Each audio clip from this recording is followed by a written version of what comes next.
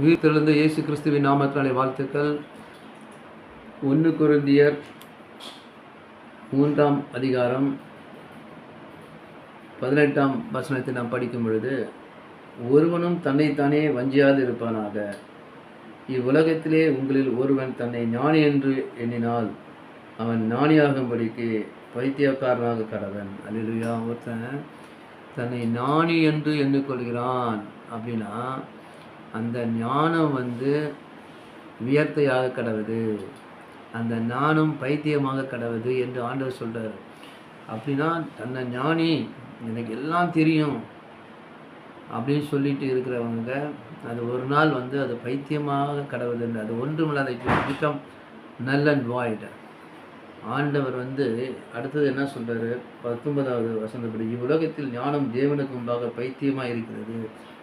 ஆண்டவருக்கு முன்னால் ராஜாக்களோட ஞானமாக இருந்தாலும் சரி, எப்படிப்பட்ட ஒரு அறிவாளி, ஹைலி டேலண்டட் சொன்னாலும் ஆண்டவர் முன்னாலே அந்த ஞானம் ஒன்றுமே கிடையாது. அவருக்கு கடினமாக தான் சொல்கிறார் ஆண்டவர். தன்னை ஞானி என்று நினச்சிக்காதீங்க. ஐ இன்டெலெக்சுவல் பர்சனாலிட்டி, நான் என்ன செஞ்சதெல்லாம் நடந்துருச்சு பாருங்கள். நான் போட்ட பிளான்லாம், எனக்கு சின்ன வயசு இது வரைக்கும் எல்லாம் போட்ட பிளான்லாம் என்னென்ன போட்டோம் தான் நடந்தது அப்படின்னு சொல்கிறீங்க. ஆனால் உங்களோட ஞானம் ஆண்டவர் சித்தம்படி நடந்ததா அதான் அப்படின்னு கேட்டு பாருங்கள். ஆண்டவர் சித்தம்படி நடக்கிறது எல்லாமே நன்மையாக முடியும். அவர் ஞானமே நம்மை உலகத்திலே நம்மை பெரியவனாக மாற்றும். அப்படியாக இவ்வுலகத்தில் ஞானம் தேவனுக்கு முன்பாக பைத்தியமாக இருக்கிறது.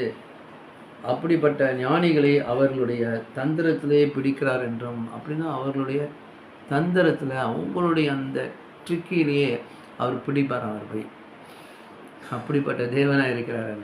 மனுஷர்களை படைத்தது அவர். தேவனுக்கு மீறி நாம் எனக்கு யாரும் வேணாம், நான் என்னோட இது போதும், தேவன் வேணான்னு சொல்கிறவங்க இல்லை, தேவன் பண்ணிட்டு இல்லை என்னுடைய திறமைகளாக தான் எல்லாமே நான் நினச்சது, இவ்வளோ பெரிய பொசிஷன் நான் வந்தது, இவ்வளோ சம்பாதிக்கிறேன், எல்லாமே எல்லாம் நான் நினச்சா என்ன வேணால் பண்ண முடியும், எல்லாமே என்னோட ஞானத்தில் வந்ததுன்னு சொன்னால் அது ஆண்டவர் கண்டிக்கிறாரு. அது பைத்தியமாக கிடக்குன்றார். ஒரு நாள் நம்மை நம்பி கொண்டு நம்ம அறிவை நம்பி, நம்ம ஞானத்தை நம்பி, நம்ம டேலண்ட்டை நம்பி இருந்தோமானால் அது பைத்தியமாயிடும். அதனால் ஞானிகளுடைய சிந்தனைகளை வீணென்று கர்த்தர் அறிந்திருக்கிறார் என்றும் எழுதியிருக்கிறது.